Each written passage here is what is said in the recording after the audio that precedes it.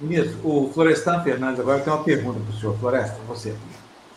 Boa tarde. Bom dia, ministro. Tudo bem? Bom dia, tudo bem. Essa é a pergunta mais difícil que eu tenho para responder hoje, quando me perguntam se está tudo bem. Está difícil, Florestan, mas, Tá difícil, mas tá vamos lá. difícil mesmo. A minha questão é a seguinte: os militares, né, que ocupam vários cargos no governo, pensam como o presidente Bolsonaro. Por que eles ficam calados, tocando para frente esse kit Covid? Por que o Pazuello aceitou essa missão de obedecer às determinações de um presidente que desconhece totalmente a ciência, desconhece a medicina? O senhor que esteve lá dentro, o que o senhor percebeu a respeito disso? Os militares embarcaram com o Bolsonaro ou estão ali por conta de cargos e empregos? Bom, eles têm um general na vice-presidência, que é indemissível, né? Eles estão ali porque essa geração de militares ela quer se diferenciar da geração anterior, eles querem ter um retorno pelo viés democrático, enfim, mas o que eles não têm habilidade para lidar com uma pessoa que faz política se utilizando das armas, do exército, da aeronáutica, da marinha, 24 horas por dia, que blefa todo dia. Olha, os militares é que vão deixar ter democracia ou não. Olha, eu sou o chefe supremo das Forças Armadas.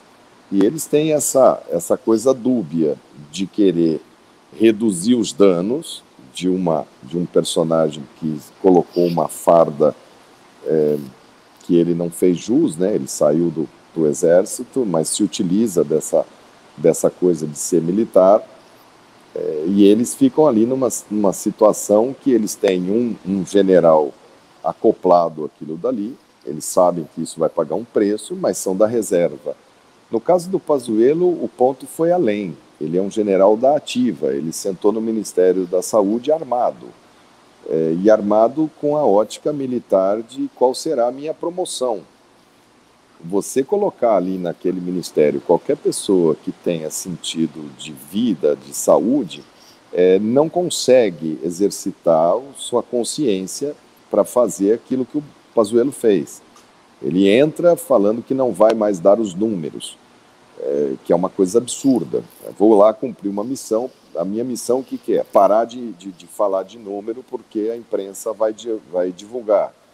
O segundo ato dele é fazer um decreto, fala que o Ministério da Saúde recomenda a cloroquina. O terceiro ato dele é não comprar vacinas, que é uma coisa que você chega às raias da crueldade sádica, porque você tem uma doença infecciosa, viral, que a arma da humanidade sempre foi vacina, e ele se recusa a comprar. Então ele vai ali para cumprir uma missão. A missão dele é ser o primeiro não ministro da saúde da história do Ministério da Saúde. Porque você não precisa ser médico, nada. Né? Ministro da doença, né? Ele joga a ótica ao ponto dele chegar e falar assim, aqui é fácil, ele manda, eu obedeço. E chega no final e fala, cadê aquela estrela que você falou que ia pôr no meu ombro? E isso causa um problemão no meio militar, porque ele é um general de 3 estrelas da intendência, e quebrar isso daí é o primeiro passo do que acontece em regimes que negociam as sanções militares por critérios políticos.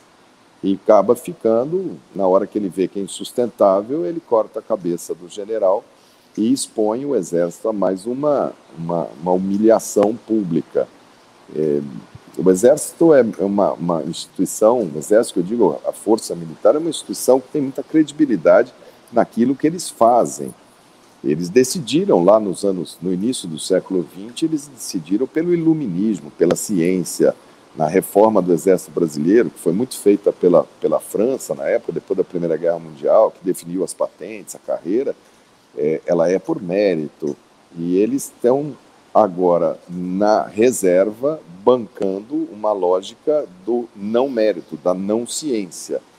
Se eles fossem como cidadãos, você poderia lamentar, mas é ex-general, general da reserva, general de pijama.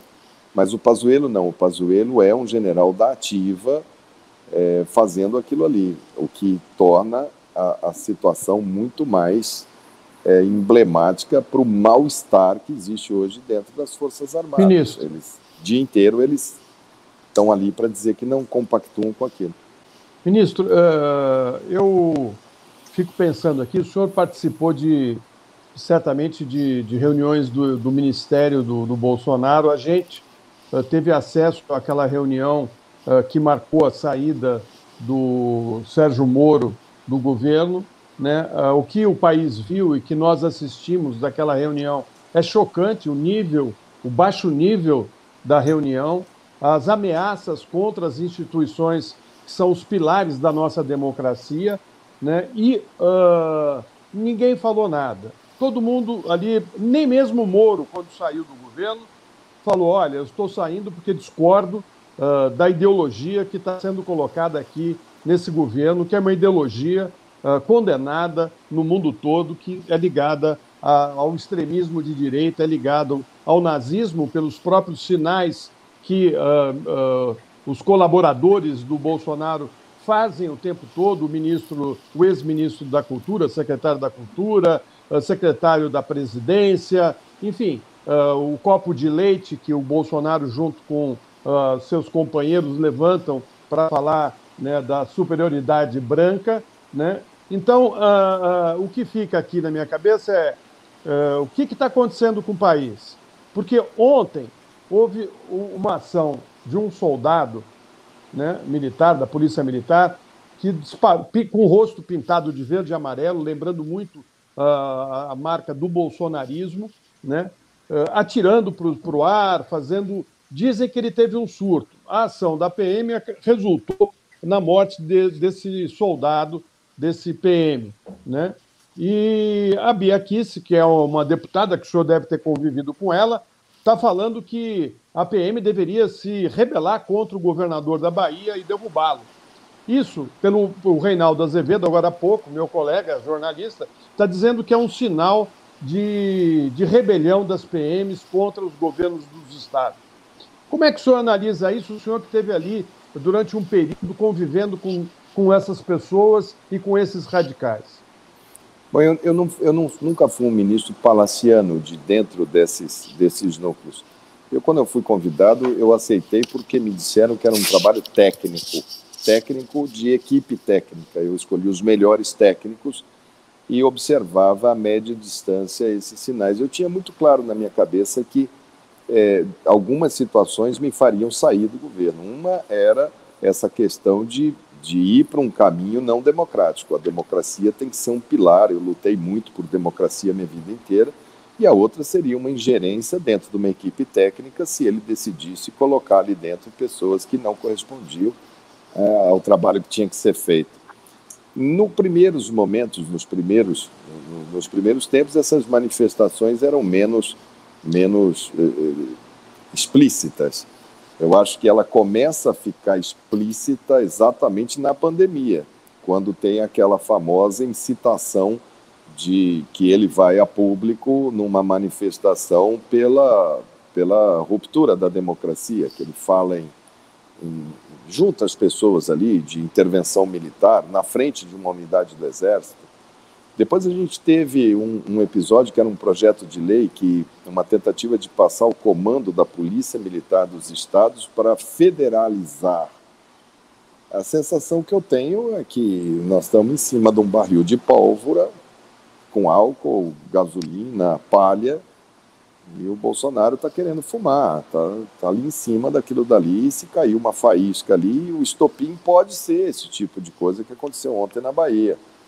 Isso a gente deve ter uma noção muito forte que o que está em jogo é a democracia, é exatamente você ter o controle total.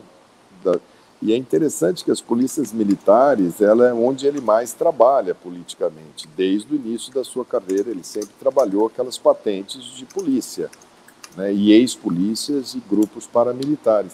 Então é extremamente perigoso, sim. Não é uma coisa que possa ficar fora do contexto do que a gente está vivendo. Eu não convivi com essa deputada, eu fui deputado até 2018, eu não quis disputar a última eleição, E eu a vejo também à distância e vejo sempre tomando linhas que verbalizam isso, quase como se fosse uma coisa muito orquestrada. E joga sempre para o radicalismo, joga sempre para o radicalismo.